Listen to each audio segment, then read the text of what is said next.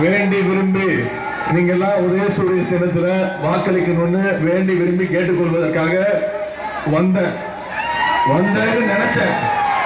ஆனா இங்க வந்து பார்த்ததுக்கு பிறகுதான் தெரியுது, என்னை விட அதிக ஆர்வத்தோடு எழுச்சியோடு உணர்வோடு அவளை எப்படியாவது வெற்றி பெற வைக்க வேண்டும் என்ற அந்த உணர்வோடு நீங்க அத்தனை பேர் இருக்கீங்கிறது தெரியுது.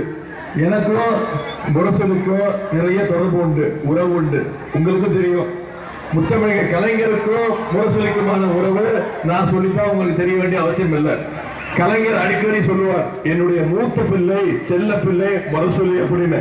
அப்படிப்பட்ட கலைஞருடைய மூத்த பிள்ளை செல்ல பிள்ளை பெயர் கொண்ட முரசொலிக்கு வாக்கு கேட்டு உங்ககிட்ட நான் வந்திருக்கிறேன்.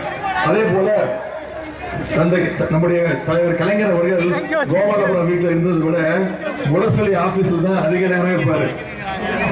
உடன்பிறப்புகளுக்கு கடிதம் எழுதிக்கிட்டு இருப்பாரு தினமும்.